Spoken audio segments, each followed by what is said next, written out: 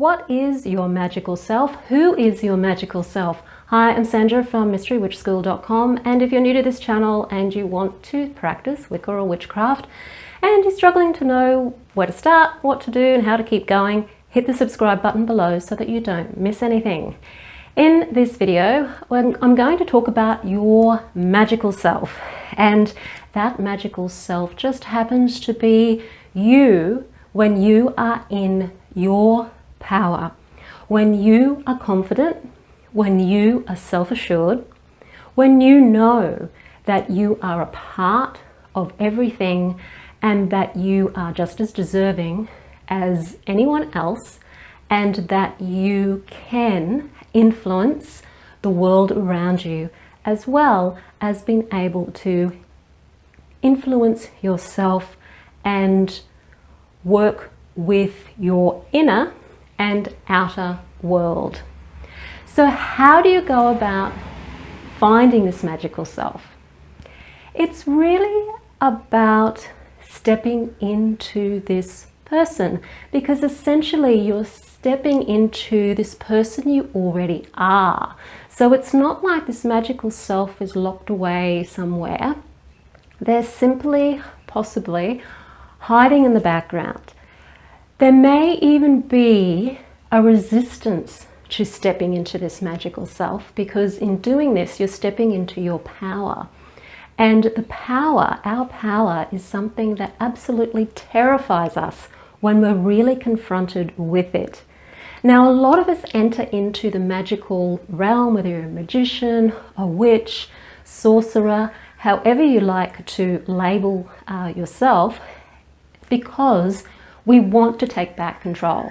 We want to take back our power, because especially I can really only speak for Western culture because that's the culture I'm in, we're pretty disempowered by all the bureaucracy, all of the laws. Everything out there really limits how we can behave, how we can express ourselves, and it can feel very disempowering, and a lot of people feel very oppressed by the way things are. And magic, of course, offers a way out of that oppression. So your magical self is you when you are being you in your power. So how do you step into this magical self? When you're doing some meditation, or if you're just sitting down to do some grounding work, or sitting down, of course, before you're going to do some magic, or you can stand, of course, while you're doing this as well. To get into your magical self, it's really about imagining first what your magical self might look like. If you're not particularly visual, maybe you have an image of what your magical self is, because deep down inside, you know who that person is. Deep down inside, you know your powerful self. And even though when you first start doing this exercise, it may seem like you're sort of going into fantasy land and pretending to be a superhero or something, it really isn't that far from the truth of who you really are anyway. So it's okay to at first feel like you're in make-believe land, that you're not perhaps being real, and just allow the experience to take you from there. So stepping into your magical self is just imagining, what would it feel like to be powerful? What would it feel like to be confident in yourself? What would it feel like to know that you are connected to everything and everyone? What would it feel like to know that you're deserving of what it is that you want? What would it feel like if you had no judgment, no criticism about who you really are in that power? And when I'm talking about power, I'm not talking about a domineering power where you want to conquer the world and everybody in it. I'm talking about standing in your power, standing in your confidence and your knowing and your self-love, so that you know that you have just as much right to be here as anybody else. So it's not feeling like you're better than anybody else, and it's not feeling like you're less than anybody else. It's feeling like you're here, and in your universe, you are the center of it, even though you're not the center of the universe necessarily, you are certainly the center of yours, and standing in that center or sitting in that center. So what does this magical person, what do they look like? What are they wearing? What are you wearing when you're this magical person? Are you wearing a costume of some sort? Are you carrying an object or a number of objects? Do you wear jewelry? Do you wear feathers? What are you wearing? And when you step into this person and imagine yourself wearing the garb and you feel confident, or if you're not feeling confident, imagine what it would feel like to be confident. Just notice how your posture changes. So if you're sitting or if you're standing, you will notice your posture will change. If you're slouching, you'll notice that as you step into your power and feel that confidence and feel that inner power, that your posture will actually start to straighten up. You'll start to open up and your energy will be more open.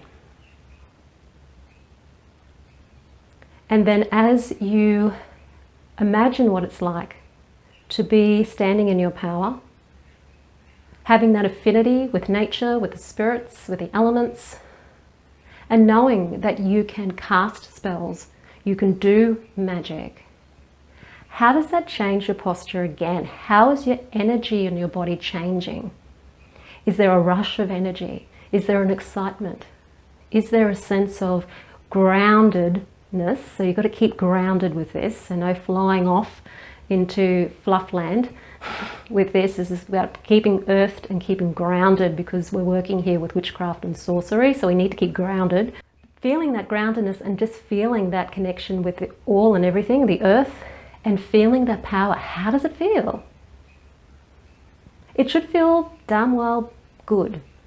That person is your magical self, and even if it doesn't feel that strong at the moment, if you keep practicing that every day, especially in the mornings, just spending 5 minutes sitting or standing in that magical self, you will find that it can really start making changes in your life. And if you don't feel confident and you don't know what it feels like to feel confident,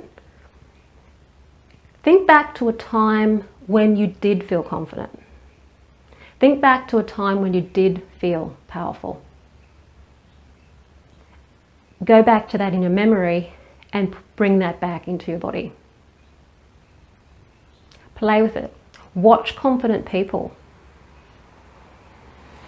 If you're not sure of your own confidence, and I know that there are people out there who have been very oppressed in their lives, and confidence isn't something that's very easy, or you might not even feel confident about being confident. There could even be guilt around feeling confident. To watch other people who you seem to see who are confident and just get a sense of what that might feel like and embody that. And that is the beginning of you touching base with your magical self. And this magical self is one of the aspects of you that I am striving to develop in people in my Mystery Witch School 101 training program. So in that training program, it's as much about building you internally and having you become more powerful internally as it is doing spells and sabbats and asbats and knowing all there is to know about eclectic Wicca and witchcraft. So this is a big part of the work that I do, and it's something that I like to introduce into my training because I feel that it's really important that we work on the inner as well as the outer. And it's a very hard thing to teach in books, for sure. So it's a big part of the Mystery Witch School 101 training, especially towards the sort of the middle and the further into the course. It's a 12-month course that you can jump into at any time. And if you are interested in formally learning eclectic Wicca and witchcraft, and you are wanting to work on your inner self a little bit, as well as working on the magic and the spiritual connection, then have a look at the Mystery Witch School 101. The details are below this video in the description field.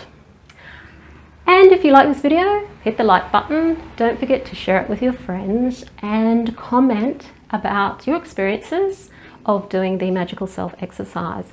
I'll see you on the next video. Until then, blessed be.